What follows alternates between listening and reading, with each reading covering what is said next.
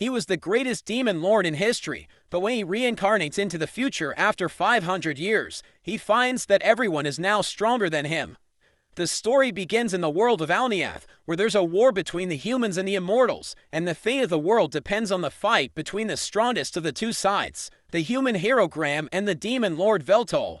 It would usually be a useless fight since Veltol is immortal, but thanks to Graham's holy sword, he manages to deliver a blow that's strong enough to overcome Veltol's regeneration. Veltol praises him, wondering how he lost to a mortal, even though he's stronger than him in every way.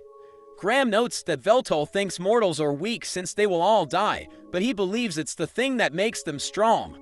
Veltol refuses to believe such a stupid thing led to his defeat, but Graham mentions it's the reason he won, even if he doesn't believe it. As his body turns to dust, Veltol promises to return, but Graham notes he will fight him again if that happens. In the present, Veltol awakens from his slumber, and a girl named Machina welcomes him back, revealing she has been waiting for him for 500 years. She apologizes for how she's dressed, but he tells her he doesn't mind, glad that she was able to perform his reincarnation ritual. He decides they should conquer Alniath once again, but she mentions the world he once ruled is long gone.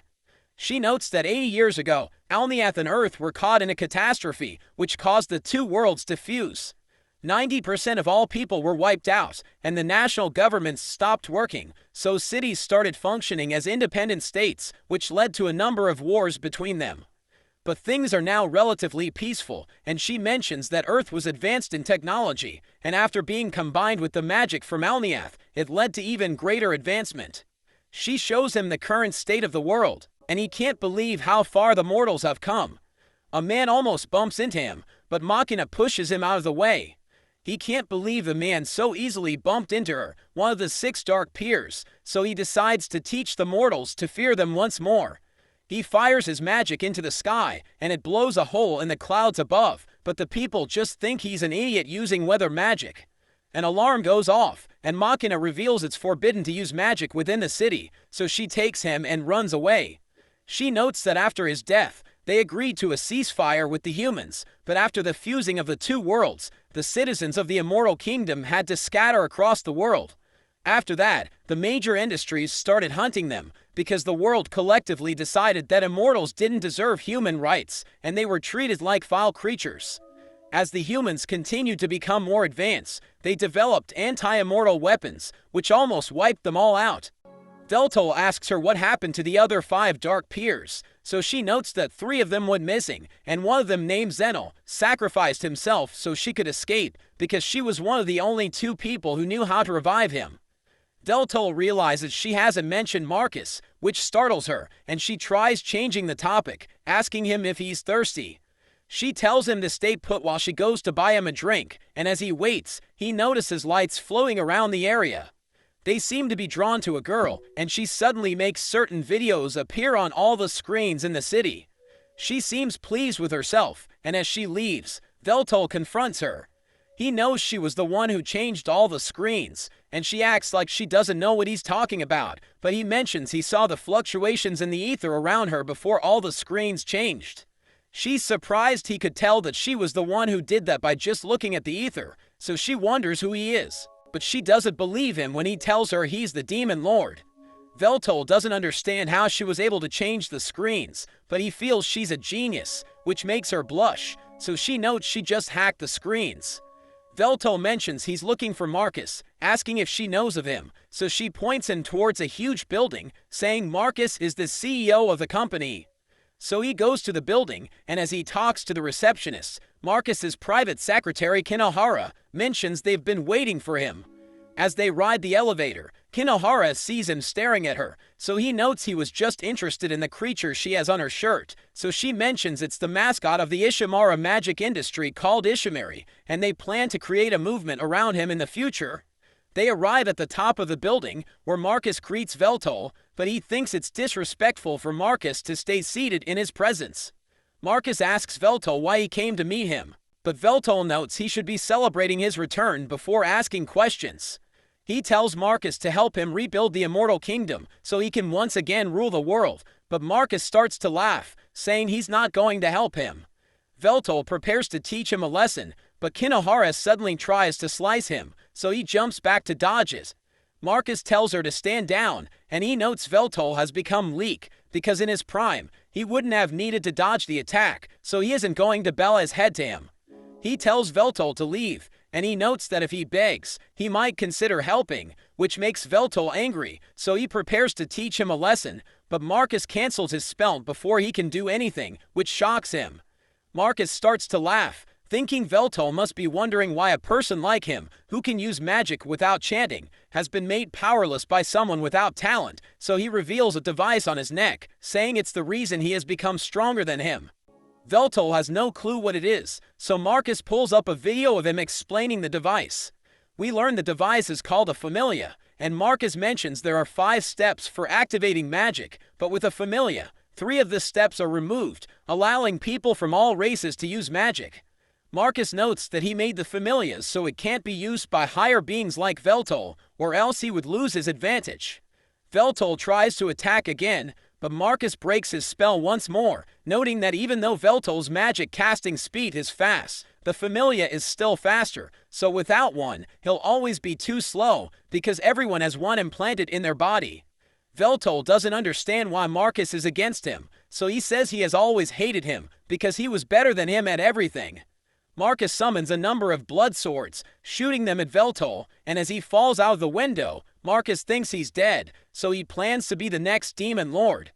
We see Veltol manage to survive, but he notes that his regeneration isn't what it used to be. He accidentally runs into a group of men, so he gets thrown in the garbage, and after Machina finds him, she apologizes for not telling him about Marcus's betrayal, but he notes that even if she had told him, he would have still gone to meet him.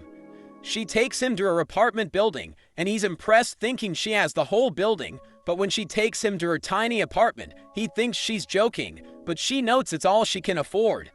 He realizes she's been living like this while waiting for the last 500 years, so he hugs her and thanks her for her loyalty. We go back centuries to when Machina was about to be killed by her own people, because they think she's the reason for every bad thing that happened to them after finding out she's immortal. They throw stones at her, and as they push her into the volcano, Veltol suddenly saves her. He finds her beautiful, and he doesn't think she should die such a worthless death, so he tells her to come with him. In the present, Machina wakes Veltol for breakfast, and he's surprised by how delicious it is, which makes her happy. He asks her if she knows where the other immortals are, so she notes that a few of them managed to survive like her, but they have recently been going missing.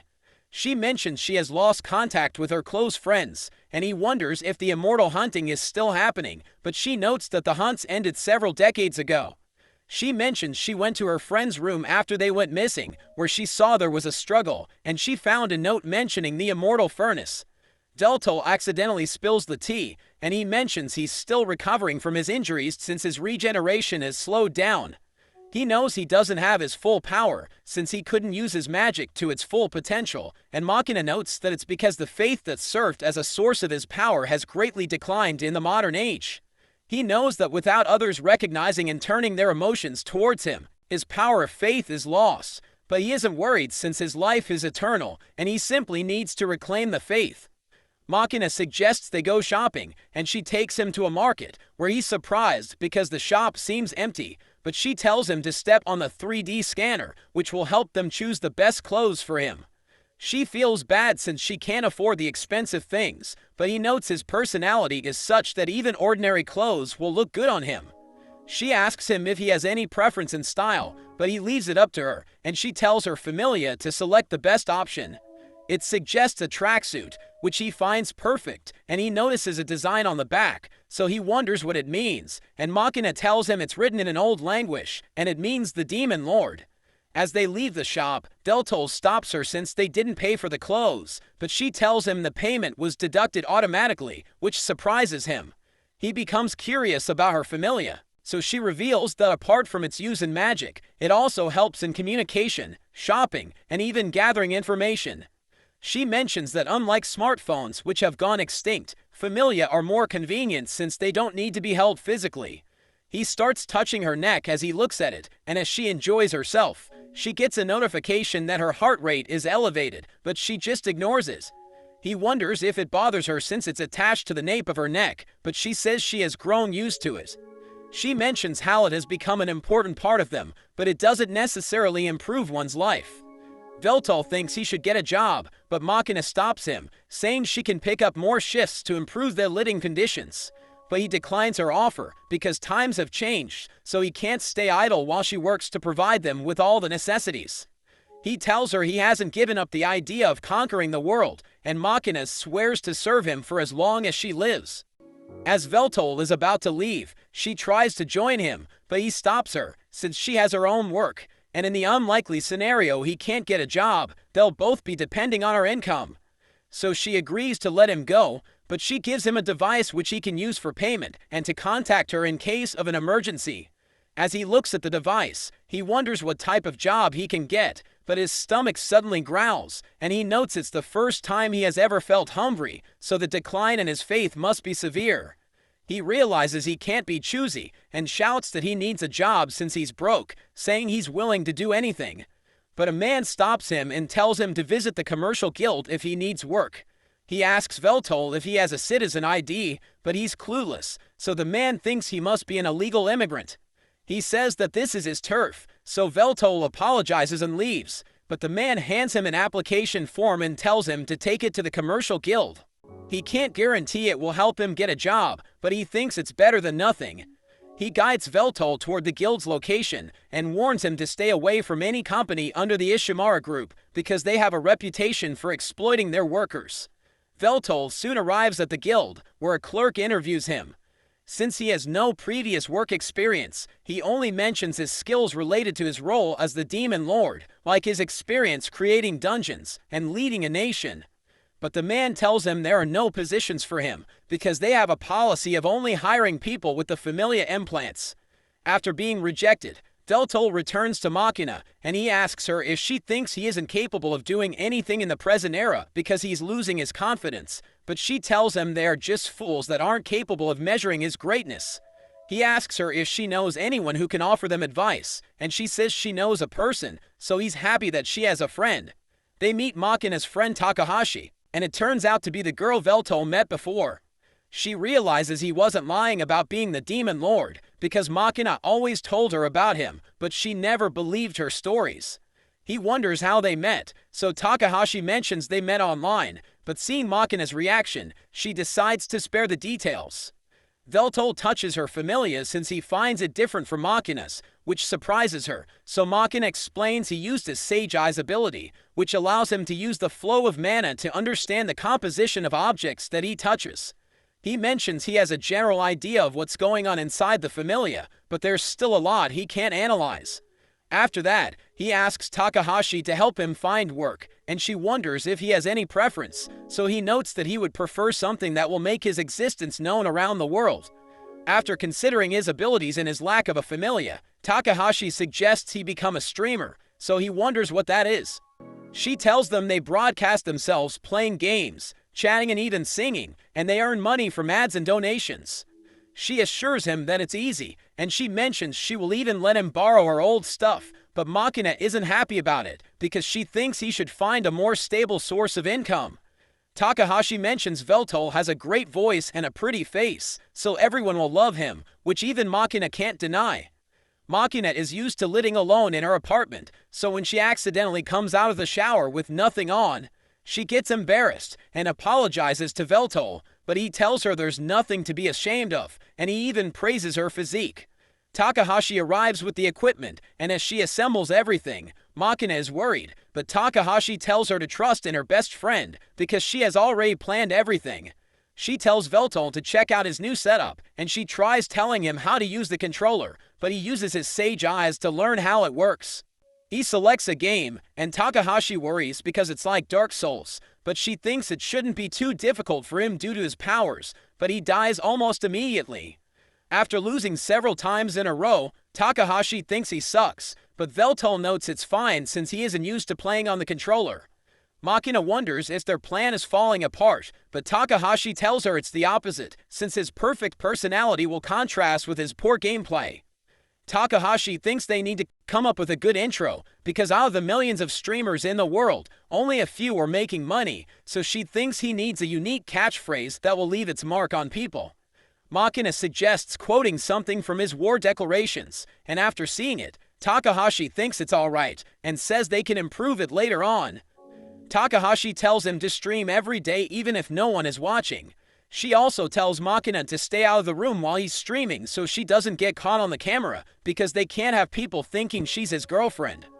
After that, Deltol streams every day, and his subscribers slowly start growing, but not everyone is a fan of his gameplay. So he gets troll comments, but he isn't affected by them since both positive and negative emotions toward him increases his power, but Makina struggles to tolerate such disrespectful remarks about her master.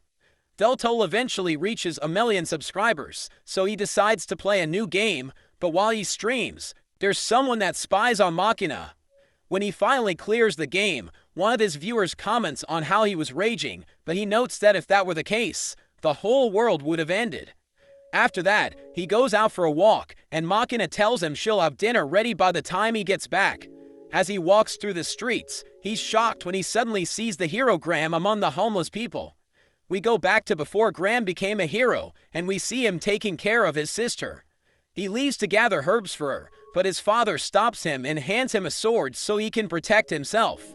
He starts gathering the herbs, but on his way back, he sees an army of dragon folk, knowing they are led by one of Veltol's generals, and he's surprised by why they're all the way out there.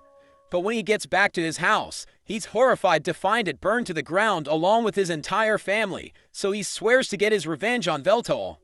Back in the present, Veltol takes Graham to a noodle shop and mentions that the food is amazing, but Graham seems uninterested and simply agrees with whatever he says. Graham mentions it's strange that he's eating with the man who killed his family and allies, and Veltol notes that he feels the same way, because several of his allies were killed by Graham, but he no longer feels hatred towards him. He asks Graham how he's still alive, and Veltol wonders if he has somehow become immortal, which would go against everything he believed in, but Graham mentions that it isn't the case, because after defeating him, the goddess Melgia rewarded him with eternal youth, but he's still a human. Graham tells him that after the war against the Immortals, a civil war broke out, and he was ordered to kill those he had sworn to protect, but once peace was restored, he became their next target and he was exiled from his own country. He wonders why Veltol wanted to rule the world, and he reveals it was for peace, which shocks Graham. He notes that almost all immortals were once mortals, and there isn't much difference between them. So as one of the strong, he planned to rise above all of them and rule over the weak to create a peaceful world. Graham disagrees with his idea of peace through domination and leaves after thanking him for the food, but he's glad they had the chance to talk. As Veltol returns to the apartment, he hears a familiar voice and notices Takahashi arguing with an ogre in the alley. He prepares to beat her up, but Veltol grabs his arm and stops him, telling the ogre he will give him a chance to leave. But the ogre remembers how he beat Veltol before, so he thinks he's just acting like a hero in front of a girl. He threatens to kill Veltol, and Takahashi tells him to run, but he mentions he wants to test his new powers since he has gathered over 1 million subscribers. The ogre tries to punch him, but he stops it easily with his hand. The ogre counters with a wind blast, which breaks his arm, but he instantly heals it using his magic and flicks the ogre into the trash. Veltol mocks him for being too weak to even serve as a good test, and Takahashi rushes to thank him. He wonders why she was with the ogre, so she mentions he was supposed to be her bodyguard, but he started asking her to double their agreed payment. She notes she has found a better bodyguard, and she offers to pay Veltol for his help. Meanwhile, Marcus asks Kinohara if there's any news of the rats sniffing around the Immortal Furnace, but she tells him that they have been eliminated, and everything is going as planned. After that, we see Veltol and Takahashi outside a warehouse, where she needs to steal an item, and his job is to ensure her safety. But as she checks her system to confirm the details, he rushes in and breaks the door, stumbling upon a Yakuza operation. He asks Takahashi if the cube on the table is what she's looking for, but she's surprised by how he's communicating with her since he doesn't have a familia. He mentions he reproduced the familia's ether communication using magic, and he notes that there are only a few enemies, so he will just take them out and grab the target, but Takahashi tells him to avoid killing them. He performs his stream introduction, but they don't recognize him and think he's mocking them, so he decides to test his powers on them. They start shooting at him, so he uses his magic to create a barrier around his body, which allows him to easily deflect the bullets. He tells them it's his turn and rushes toward them, knocking them out one by one. As he dashes at the boss, he tries to shoot Veltol, but Takahashi hacks into his familia and overwrites his perception, so he hits his partner instead. Veltol finishes him off with a kick, and Takahashi is impressed by his skills. She prepares to collect the cube, but Veltol senses something and stops her from approaching. Veltol is suddenly attacked, and the enemy seems to be cloaked with invisibility, so Veltol uses the gun to blast the cloak off, revealing a giant mech. Takahashi recognizes it as a 4th generation of Majinun gear, which is used by the special forces of the city guard, so she wonders how the Yakuza got it. Takahashi tells him they should leave, since it will be impossible to defeat it, but he thinks it will be a good test. The mech activates its weapon and starts shooting at Veltol, but he dodges it and jumps into the air to fire his magic at it. He manages to land a hit, but he knows it won't be enough to take out the mech, since he isn't at his full power. He realizes he has reached his limit from the faith of 1 million subscribers, but he thinks he can still win, and he takes out his sword. He dashes toward the mech, which also converts its gun into a sword. They block each other's attacks, and Veltol encourages it to show its full power, so it gets serious, and it suddenly cuts off his arm and slices off his head. The pilot reports back to the headquarters that the target has been eliminated, but they're shocked when they see he is still alive. Veltol mentions he's impressed, but tells them they lack battle experience, because they let their guard down just because they cut off his head. He takes out his demonic sword Virmal, and the mech is frozen in fear. Veltol cuts off its arms and legs, saying it was a good fight, but they were unfortunate to be up against the Demon Lord. The pilot reports that he failed to eliminate the target, and he ends his own life to avoid being interrogated. Veltol is surprised at the ability of modern weapons to enhance a person's power to such a level, and he finds the new era terrifying, but Takahashi thinks he's even scarier, since he defeated him in Genome Gear by himself. She notices the Ishimara logo on it, and believes that the Yakuza could never get their hands on such tech, so the job might be more dangerous than she anticipated. Veltol wonders what the cube is, so she notes it's a data storage device made for Mithril, and she needs to check what's inside it. They open it and find a list of names, which Veltol recognizes as all of his immortal subjects, but Makina's name is luckily not included. Takahashi tries to contact her client Iju for more information, but she's unable to reach him. She tells Veltol they'll need to visit him in person, and he says that since he's the king, it's his responsibility to take care of the immortals. They soon arrive outside a large apartment building, and Takahashi uses her hacking to get past security. They enter the elevator, and Veltol asks her to let him press the buttons since he likes pressing them, which she finds strange, but she notes they can't go directly to the 13th floor, and they must follow a specific sequence of buttons. They eventually reach the 13th floor, but Takahashi stops him from entering, saying there are traps. He uses his powers and notes that all the magical and physical traps are disarmed, so she's surprised, and he explains his duties as the Demon Lord included the construction and maintenance of dungeons, so finding traps is easy for him. They reach outside Iju's apartment, and Takahashi rings the bell, but no one answers. Veltol realizes the door is open, which Takahashi finds strange, because Iju isn't the careless type. They smell something rotten, and Veltol realizes something isn't right, so he thinks they should proceed with caution. Takahashi finds Iju's body, and Veltol recognizes him from when he met him before, even though he looked different. So Takahashi notes he was always disguised as a homeless person whenever he went out to gather information. Veltol analyzes the body and concludes he was killed a few days ago. Takahashi thinks it must have been his enemies, but Veltol believes it to be the work of a professional. She thinks someone might have hired an assassin, but his familia has also been destroyed. So Takahashi thinks the real goal might have been to destroy the information on his familia. Veltol thinks the only lead they have left is the list, but Takahashi tells him they may have another option. She reveals Iju was an information broker and an ether hacker, so he must have kept a backup of his familia, which she finds inside a hidden drawer. She connects it to the computer, and there is surprisingly no password, but all the files seem corrupted, but Veltol notes that the folders are arranged in a specific order to hide the real file. They managed to find a video where we see Iju revealing that the whole city relies on the ether reactor, which is running off the lives of innocent people. The reactor draws ether from the lines running through the ground, powered by the plant's core, that convert energy into magic and electricity. But to power the entire city, the reactor must sit on 10 ether lines, but it only has 2. So because of this shortage, generating power for the whole city is impossible. So it's why the Immortal Furnace project was started. The furnace burns immortals, converting them into ether for the city, with a single immortal's soul able to produce more ether than 1,000 mortals. According to Iju's sources, they hired the homeless and outsiders to build the project, and they were all killed once the furnace was complete. He mentions how the people at Ishimaru call these immortals firewood, and the first immortal that was fed to the furnace was the Dark Pirzanel. The immortal hunts were just an excuse to gather immortals, but he believes the company is running low on firewood, which is why they were buying a list of immortals from the Yakuza Guild. He mentions that once they run out of usable firewood, the entire city will be affected, but he can't allow them to continue.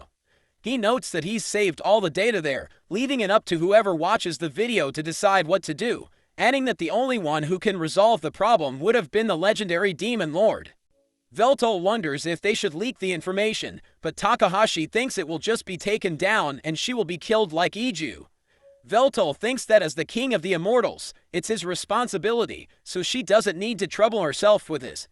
She notes that they should at least inform the officials about the body, and Veltol thinks he should also tell Makina about the situation, but he isn't able to reach her, so he worries that something has happened to her. We see Makina in the apartment as she thinks about what to make for dinner, but she suddenly gets a visit from Marcus, and there's a huge explosion. He calls her cold for attacking him on sight, and we see Makina in her combat form. They fire their blades at each other, but Makina charges through the smoke, and she blows off his arm, but he instantly regenerates it, and he summons even more swords. Makina protects herself with a barrier, so Marcus tries to blow her up, but we see that she's okay. Kinohara tries to attack her, but she manages to get away. She decides to take Kinohara out, but Marcus cancels her spell, and Kinohara stabs her from behind. She tells Marcus he should have disabled Makina's familia from the beginning, but he notes he couldn't help having some fun. He gets Brick seeing her on the ground, and Makina wonders what he did to her, so he reveals he shut down her familia. She thinks it should be impossible to hack since her familia was standalone, but he reveals that all familia have a backdoor, and using his new advanced familia, he can shut any of them down, so there's no one who can defeat him. After that, we see Veltol as he gets back to the apartment, wondering what happened to Makina. They realize there was an explosion, and Takahashi hacks into the delivery drones around the area, so they find out Marcus was the one behind it. They see him taking Makina away, and Takahashi realizes she's being taken to the furnace. Veltol prepares to save her, but Takahashi tells him he can't just charge in, because the reactor area will be protected by lots of Magino mechs. She notes that she can't do much in a fight, but Veltol realizes there's someone who can help them. He ends up finding Graham, and he kneels to him to ask for his help. He explains how immortals are being burned to power the city, asking Graham to help save Makina. Graham notes that if he destroys the reactor, it could also mean the end of the city, so he asks Veltol if he plans on killing everyone just to save one person. But Veltol decides he will save both Makina and the city since he's the Demon Lord, and he's the one who will rule over everything. He asks Graham to help him once more, so Graham agrees, but mentions he's only doing it to save a woman that's been kidnapped, because it's his job as the hero to protect the weak. Takahashi guides them to an underground area that can lead them to the reactor, but Veltol thinks they don't have the time to clear a dungeon. But Graham uses an original skill he created to easily map out the dungeon, and Veltol tells him he has no pride as an adventurer, mentioning how much effort he would put into making his dungeons in the past. So they start to argue, but Takahashi tells them to focus, reminding them that Makina's life is on the line. Graham detects no traps, so he thinks they can take the shortest path to the reactor. Veltol asks Takahashi if she's ready, but she notes that it's taking longer than expected, so they might need to buy her more time. They approach the furnace on an elevator, but they lose their signal to Takahashi as they get closer to the reactor. Graham notes that Veltol has gotten stronger, so he thinks Graham is being sarcastic, mentioning how much weaker he is. But Graham tells him his past self would have never been strong enough to have bowed to him for the sake of one of his vassals. They arrive at the reactor, and Kinohara is surprised that they actually showed up. We return to Machina, as Marcus tells her they're directly below the ether reactor, and he shows her the immortal furnace, telling her it provides power for the city by converting immortal souls into ether. He reveals that he used her friends as firewood, so she becomes angry, and she blasts him with her flames, but his barrier protects him. He explains that immortals can't physically die, but they will meet their end if they're thrown into the furnace, because their souls will be destroyed. He mentions that Zell was the first one they used as firewood, saying he must have suffered during his final moments, so Machina thinks about avenging him. But Marcus tells her to calm down, saying he's grateful to the immortals because their sacrifice paved the way for the city's prosperity. He reveals that only a few members of the Ishimara group know about the furnace, and they've been keeping it a secret because the public will oppose them if they learn the truth. He tells her they're running out of firewood, so he plans to burn her soul, knowing she will give them enough energy until they find another source, since she's one of the 6 Dark Peers. Meanwhile, Kinohara mentions that she won't let Velto pass, but she's surprised to see Graham, because she never thought the hero and the Demon Lord would work together. Graham knows that he's past his prime, but he decides to take her on, and Velto warns him to be careful, mentioning her skill with a sword. But he thinks it shouldn't be a problem, reminding him that he used to be the strongest swordsman in Alniath.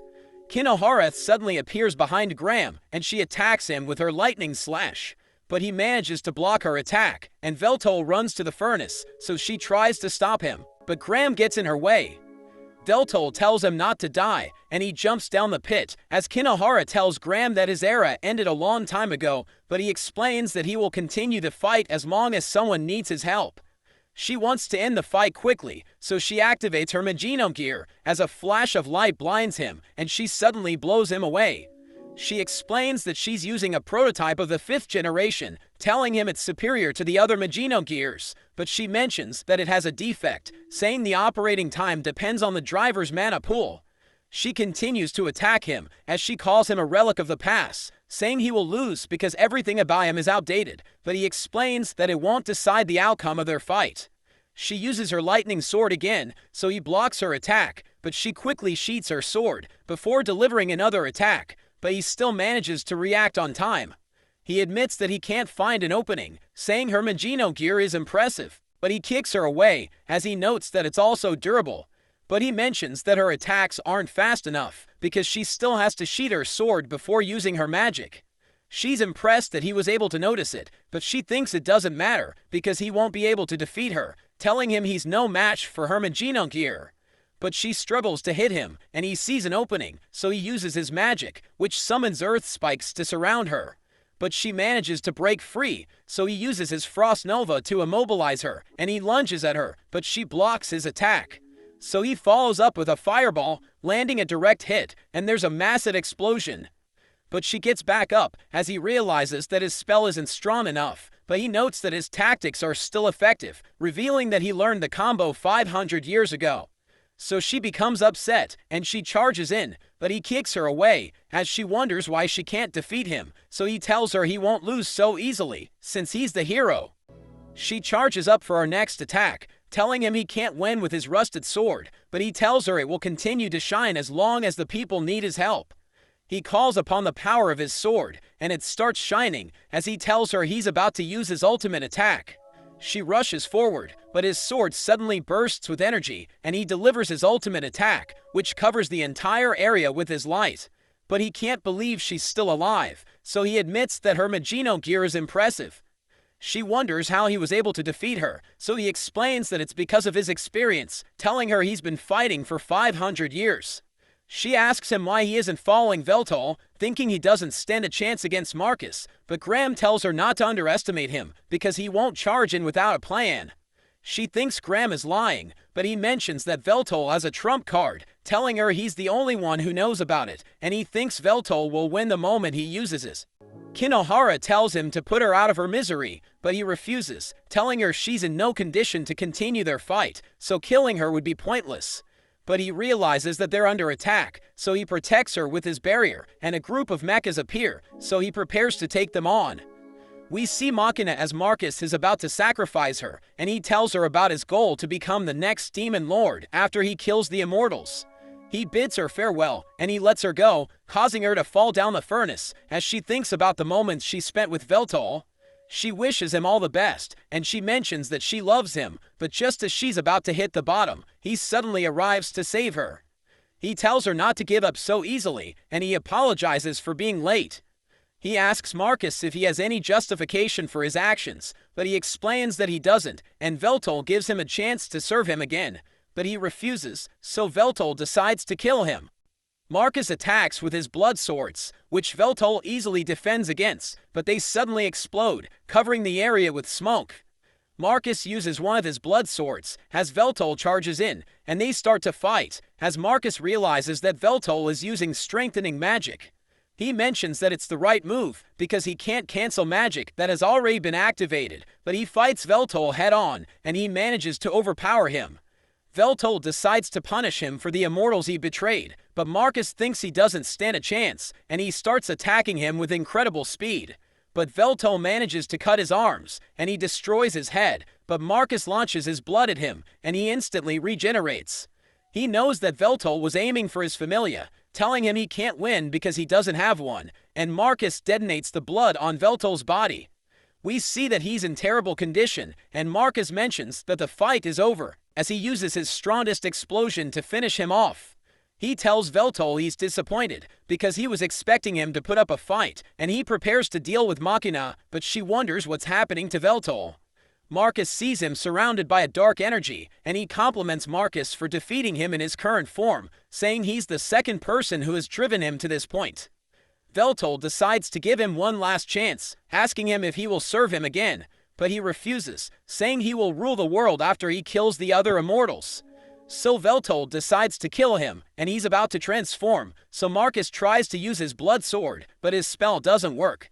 Veltol starts laughing as he tells Marcus to feel honored, because only Graham has seen him in his second form, and his body starts to transform as he tells Marcus to prepare to meet his end. We cut to Takahashi as she mentions that the show is about to begin, and she presses a button which allows her to control all the screens in the city, and she shows everyone Veltol's stream. Everyone starts watching, recognizing him as a popular streamer, and Takahashi recalls that he ordered her to boost his faith power by making him more popular. She tells him it's a difficult task, but he mentions that she can do anything she wants to achieve the goal, so she decides to have some fun with this. She mentions that she's tired, but she's glad that she was able to help her friend, and she hopes Veltol can save Machina. Everyone watches his stream, and they realize he's all over the news, because he has taken control of all the screens in the city. We return to Veltol as he transforms into a massive beast, so Marcus freaks out as Veltol explains that he can only use the form with high levels of faith and ether. Marcus thinks he still doesn't stand a chance, telling him things have changed since he lost to Graham, and he tries to use his blood sword again, but it doesn't work, so he wonders what's happening. Veltol reveals that he cancelled his magic, so Marcus realizes he can cast spells without incantations, but he thinks it's impossible, because even the latest tech hasn't reached that level yet. Veltol explains that with his current form, he can copy the abilities of the Familia and use it as his own. He thanks Marcus for helping him reach a new level of power, telling him he can now cast magic without incantations because of his tech. But he thinks Veltol is lying, and he tries to use his magic, but it still doesn't work, so he starts losing it, and his mouth suddenly explodes, as Veltol decides he has heard enough. He cuts him into pieces, but his body regenerates, so Veltol proceeds to torture him. He sees strange creatures reaching out to him as Veltol explains that he has infiltrated his Familia, and he's now feeding false images into his brain. Marcus freaks out, and he begs Veltol to stop, saying he will serve him once again, but Veltol reminds him that he has already refused his offer twice. He stabs Marcus, who realizes he's about to fall into the furnace, and Veltol tells him he's about to become firewood. He tells Veltol they aren't so different because he's also willing to feed his fellow immortals to the furnace, but he reminds Marcus that he's notoriously evil, since he's the demon lord. Marcus tells him he doesn't know anything about the new world, and he throws his blood at Veltol before using his strongest explosion. But it doesn't work, and Veltol bids him farewell as he throws him down the furnace. His body melts away, and Machina's restraints disappear as Veltol returns to his original form, and he asks her if she was scared by his appearance. So she admits that she was afraid, but she thinks it was the perfect form for him as the Demon Lord. He admits that he was weak, but because of his weakness, he was able to find the line of immortality in her, telling her it's the reason why he was able to defeat Marcus. He hugs her, telling her he loves her, and she tells him she feels the same. After that, we see Veltol playing an incredibly difficult video game, and he struggles to defeat the final boss, but he manages to deliver the finishing blow.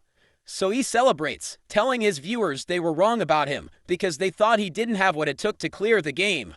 He mentions that he's been playing for 72 hours straight, and he thanks his viewers for sticking with him before ending his stream.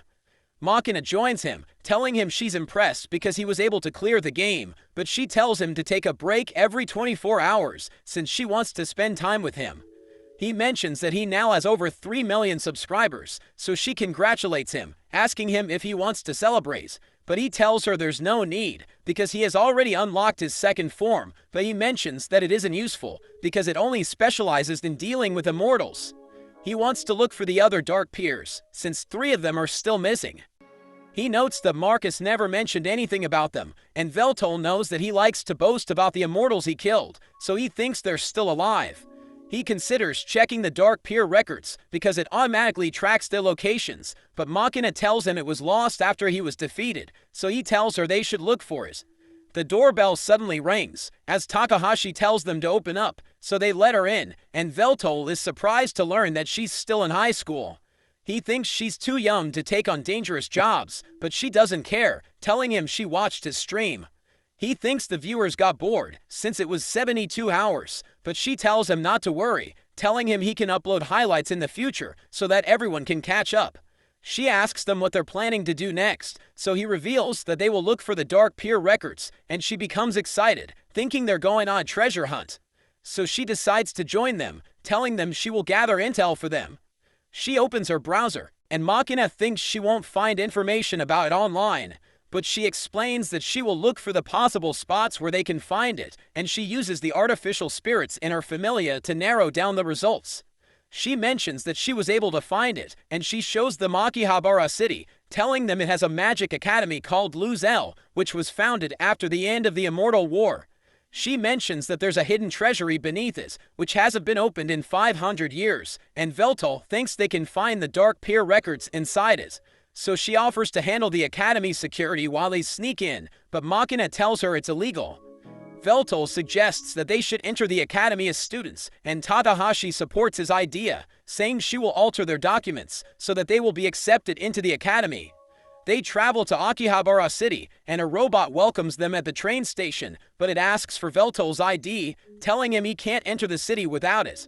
So he becomes upset, and he thinks about destroying the robot, but Takahashi allows it to scan his ID, and it allows him to pass. He realizes that the city is beautiful, saying it reminds him of Alniath, and he looks around with the others. He sees magical prosthetics for sale, realizing everyone's interested in machinal gadgets, and Machina reveals that the people are replacing their body parts with machines.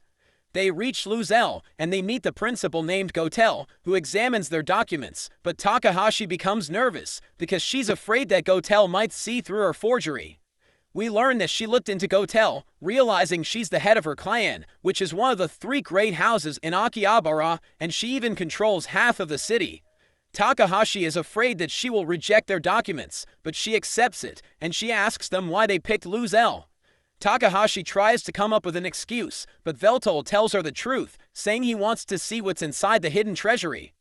Takahashi thinks they're doomed, but Gotel is impressed by his enthusiasm, and she allows him to enter the treasury. But she mentions that nobody can access it, because it's been sealed for 500 years.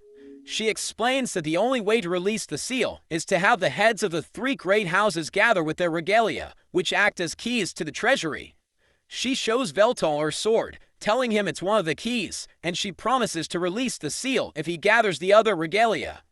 She mentions that she also wants to see what's inside the treasury, but she explains there's a problem, because one of the regalia is missing. After that, Veltol and his friends meet their teacher named Mag, who tells Takahashi to remove her familia, because she isn't allowed to wear it inside the academy. Mag explains that the academy wants its students to focus on learning magic so that they can become excellent sorcerers, and she leads Veltol and his friends to the classroom, telling them to introduce themselves when she calls their name.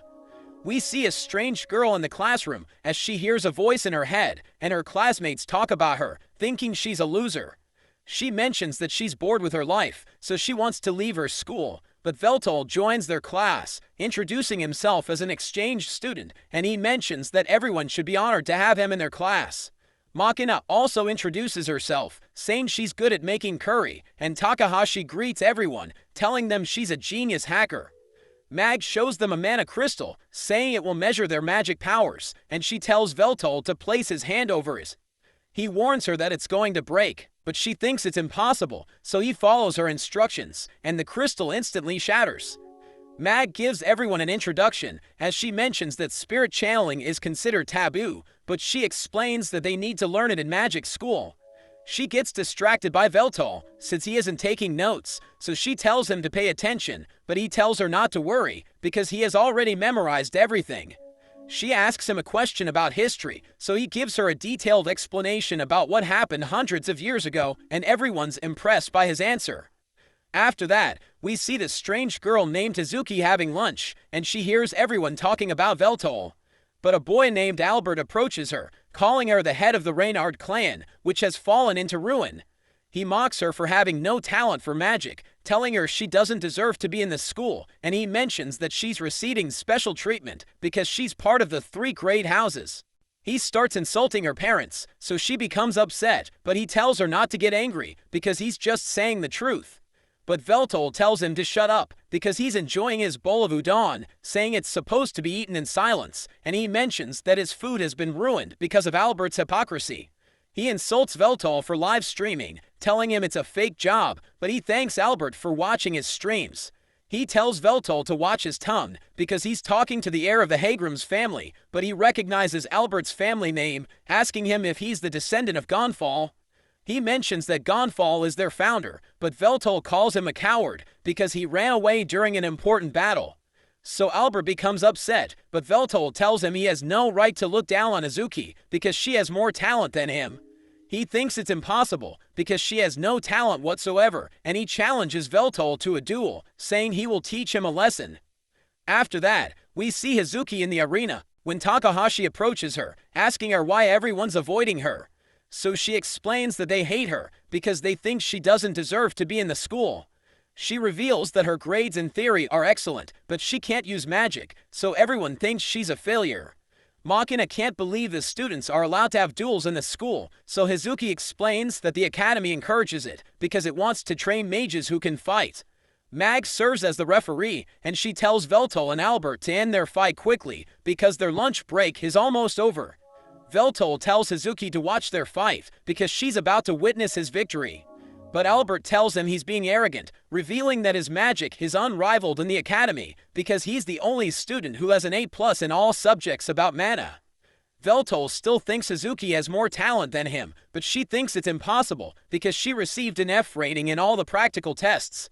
But Makina thinks the school's evaluation is flawed, saying Veltol is never wrong. He mentions that Albert is no match for him, so he decides to add a handicap, saying he will win the match without moving from his spot. He promises to do anything for Albert if he loses the duel, but if he wins, he tells Albert to stop bullying Hazuki. He accepts the conditions, thinking he will win the fight, and Hazuki tells Makina to stop Veltol because she thinks he doesn't stand a chance, but Makina tells her he will destroy Albert. Mag begins the duel, and Albert is about to use his spell, but Veltol knows that he's holding back and tells him to use his full power. So he uses all of his mana to cast his spell, and Mag tries to stop the fight, thinking he might kill Veltol, but he tells her not to interfere, saying he will teach him a lesson. Albert starts chanting, and Veltol tells him to bring it on, but Hazuki shouts at him to move if he doesn't want to die. Albert fires a magic arrow, but Veltol easily catches it, and he crushes it with his bare hands. Albert can't believe it, but Veltol tells him he has incredible talent, telling him he will become a powerful sorcerer if he trains for another 200 years. Veltol knows that he worked hard to improve his magic, and he apologizes for being rude to his ancestor, and he decides to reward him for his efforts. Veltol gathers his mana, and he creates a tiny ball, which he fires at Albert, and it completely blows him away. Hazuki wonders what just happened, so Makina explains that Veltol fired a massive compressed mana, but she's upset because it was wasted on Mortal. Hazuki knows that a high schooler shouldn't be able to do it, so she wonders if he's even human, and Mag announces that he has won the match. After that, Veltol talks to Hazuki, who thanks him for helping her, but she tells him to stay away from her, because she will cause trouble for him. Veltol and his friends walk around the city, as Takahashi mentions that Albert is nothing like the other people she met. Makina thinks it's because the culture of Alniath remains strong in Akihabara, and Takahashi tells her she doesn't like it, saying she's glad she was born in this era. Makina tells her she can go home, but she reveals that she wants to see what's inside the treasury, asking Veltol if he can open it with his magic. So he reveals that he can, but he explains that the contents will be destroyed if he forces it open, so they need to gather the regalia. She mentions that she looked into them, so she knows that one of them is held by the representative of Electric Town, but she thinks they'll never find the one that's missing. But Veltol tells her that Hazuki is the head of the Reynard clan, which has probably fallen into ruin because they lost their regalia, so he thinks she can help them find it. They reach the Electric Town, and they realize it's nothing like the other half of the city. Takahashi mentions that they could get lost, so they need a guide, telling them she already knows everything about the town, and she reveals that she knows a place where they can gather information. She takes them to a maid cafe where they see girls talking to their guests, but Veltol wonders how they can gather information there. So she explains that all kinds of people visit the cafe, and she mentions that the maids love to gossip, so they can use them to gather information. Makina mentions that the place has a unique atmosphere, but she wonders why the items are so expensive, so Takahashi tells her it's because of the maids, saying the customers are paying extra because they want to fulfill their dreams of having a cute girl serve them. But Veltol and Makina don't get it, because they're used to having butlers and maids. Takahashi mentions that her friend got banned for harassing a maid, so he tells them to be careful, and Veltol recalls how Hazuki told him to stay away from her. Takahashi thinks they need to be patient with her, since she might avoid them if they force her to talk to them, and Makina mentions that she seems like a good girl, saying she wants to get along with her. Takahashi decides to call a maid, and she realizes there's a request system, so she asks for the one with the biggest assets. A maid approaches them, and she prepares to take their order, but they realize that it's Hazuki. They tell her she looks good in her uniform, and Veltol reminds her that they're her master. So she asks them what they want to order, and he tells her to copy the maid named Manon, who dances as she serves her customers. She thinks it looks ridiculous, but Makina tells her she doesn't have to do it if she doesn't have what it takes, so she thinks Makina is looking down on her, and she decides to do it. She gives them their orders, and she dances as she tells them to enjoy their meal. They think she's amazing, and after they eat, they tell her she can drop her act, because they're the only ones left in the cafe. Veltol mentions that he needs her regalia, because he wants to open the treasury, but she explains that she can't help them, saying her family fell into ruin after she lost it. Takahashi wonders what the regalia is, so Hazuki reveals that it's a symbol of sovereignty, and she mentions that 500 years ago, the goddess Meldio gave Graham the regalia, but he ended up being exiled. Before he left, he gave the regalia to a man who became the second king of Luzel and the ancestor of the three great houses. But he gave the regalia to his 3 sons, and they split into 3 factions because they fought each other for wealth and power. Hazuki explains that it's the reason why there are 3 great houses in Akihabara, and she mentions that their relationship has improved over time, but there are still people who hold grudges. She thinks there's nothing they can do because she lost her regalia, but Veltol asks her to help them contact the head of Seabolt, and she agrees to help. Takahashi hugs her, but she hears her stomach growling, so she realizes she's hungry. So they take her to a restaurant where she enjoys her food, but everyone wonders what they're doing there because they're students of Magic Town. Takahashi is impressed that she was able to arrange a meeting with the head of Seabolt, but she explains that she can only take one of them with her, and Veltol decides to be the one to go. Hazuki starts eating dragon meat, but Veltol decides not to have any because a dragon once served as his vassal. She asks him if he's scared, so he decides to try it with Makina, and he realizes it's delicious. After their meal, the cops approach them, telling them they shouldn't be there because they're students of Magic Town. But Gotel suddenly appears, and she tells the cops to leave them alone because they're just enjoying their meals. So the cops decide to leave, and she mentions that Electric Talon has a beef with them, saying she needs to talk to Izuki. Velto and his friends decide to look around, as Izuki wonders why Gotel wants to talk to her. So she reveals that she wants to adopt her, because she wants her to live a happy life, but Izuki is against it, saying she needs to protect the Reynard clan. Gotel understands her situation, but she mentions that she will always be on her side, telling her to go along with Velto and the others.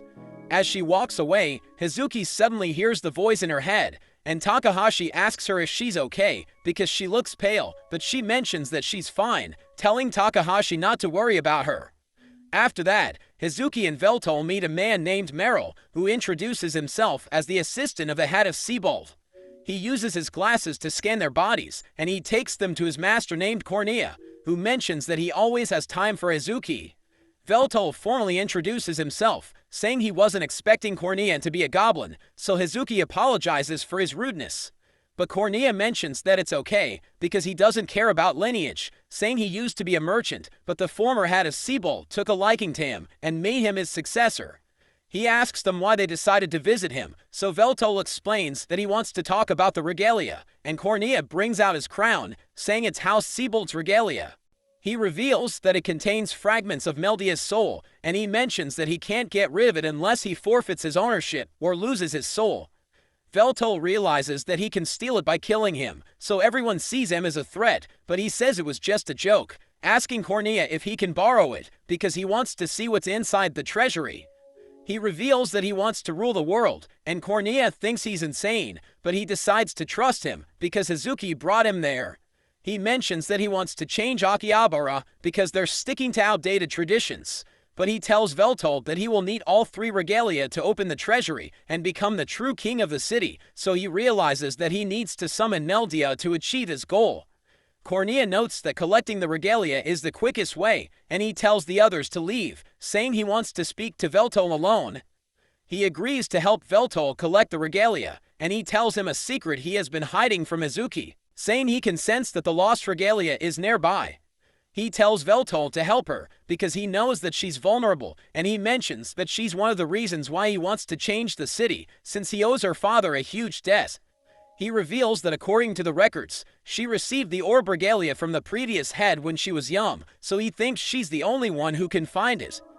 We see Makina in the bookstore, where she sees a book she made about Velto, but she wonders how it got there, and she buys it, because she doesn't want anyone else to see it.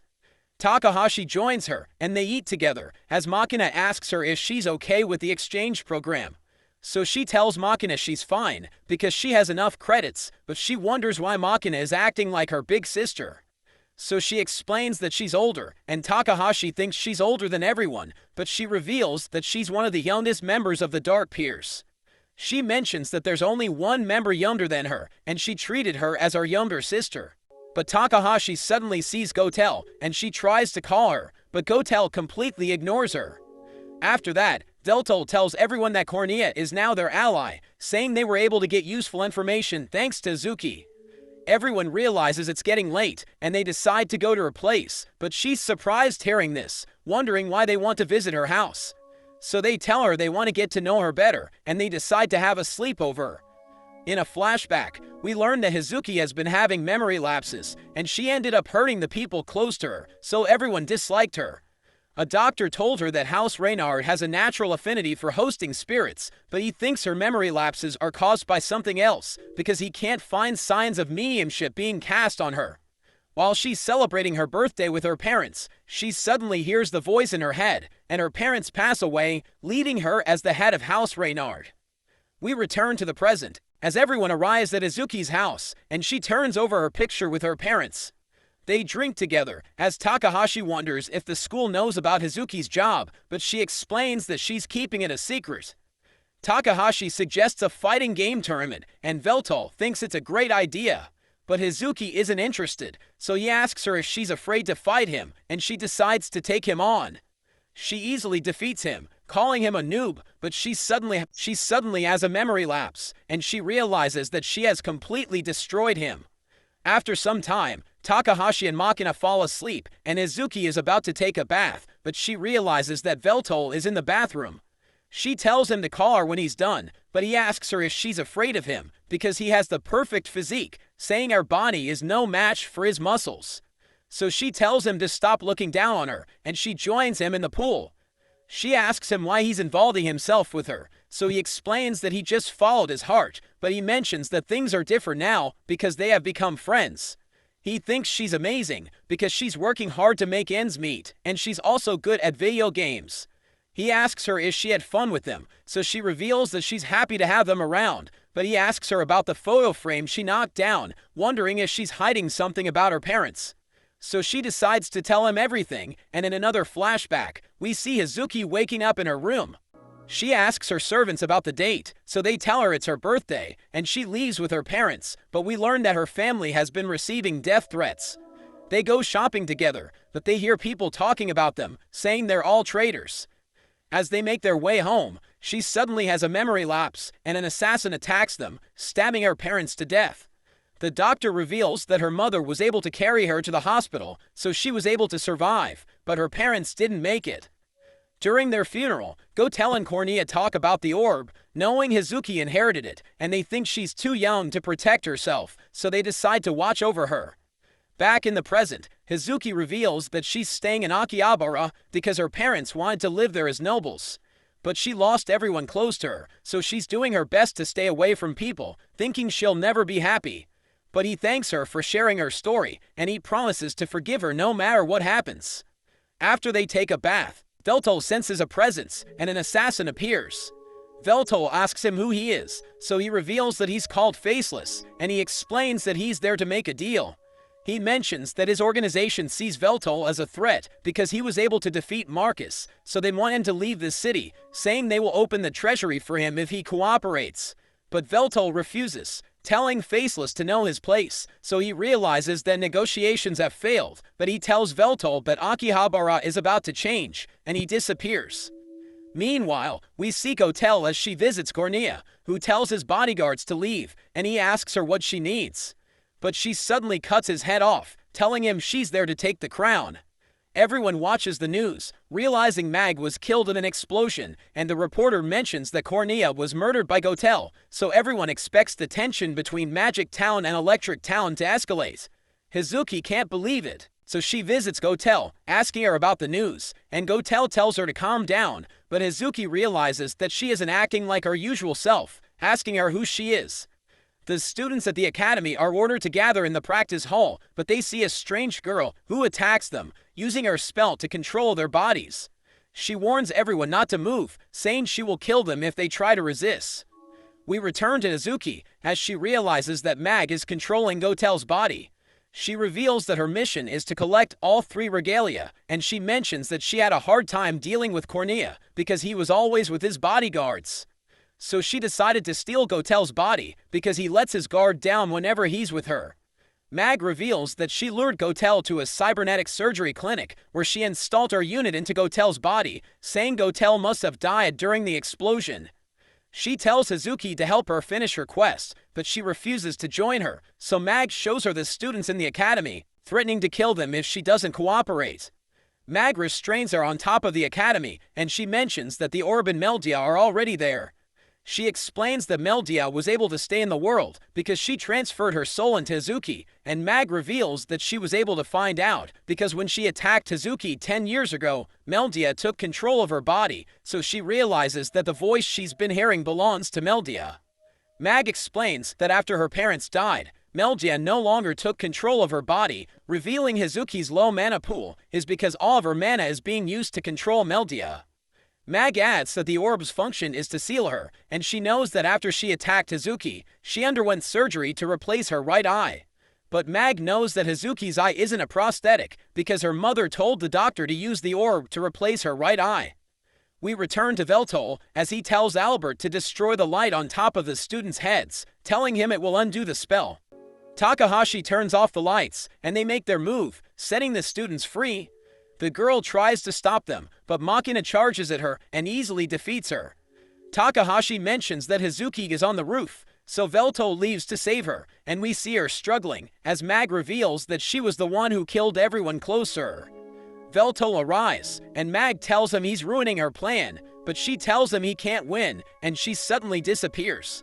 He calls out to Hazuki, but a beam of light pierces through the sky, and he realizes that Meldia has taken over her body. We see Graham watching the citizens of Akihabara as they start arguing with each other, and Kinohara wonders if he plans to save everyone, but they suddenly see Meldia's light as it covers the entire city. We return to Veltol as he asks Meldia if she has no pride as a god because she stole Hazuki's body. So she becomes upset, telling him to know his place, and she sends him crashing to the ground. But he immediately recovers, saying his regeneration has improved thanks to his 3 million subscribers. She attacks him once again, so he tries to counter with his spell, but rock hits his hand, causing him to miss, and she slices off his arm. He quickly jumps away, but he realizes that his arm isn't regenerating because her sword can disable immortality. But he reveals that he has already discovered her powers, saying she can control fate, which explains why luck is on her side. He knows that she used her powers to stop Graham from aging, but she suddenly feels guilty because she wanted to make him happy, but she ended up making his life miserable. Hazuki regains control, and she asks Veltol to help her, so he tells her to hang on, but Meldia mentions that he's no match for her. We see Makina fighting against the mysterious girl as she tries to cast a spell, but the girl pushes her back. She wonders if they have met before, but the girl doesn't recognize her, introducing herself as Ange. She rushes forward, so Makina jumps away and counters with her spell, but she realizes that Ange used her wings to protect herself. She launches a number of homing blasts, and Makina realizes that she can't dodge them, so she protects herself with a barrier, but Ange charges with her spear and stabs her through the chest.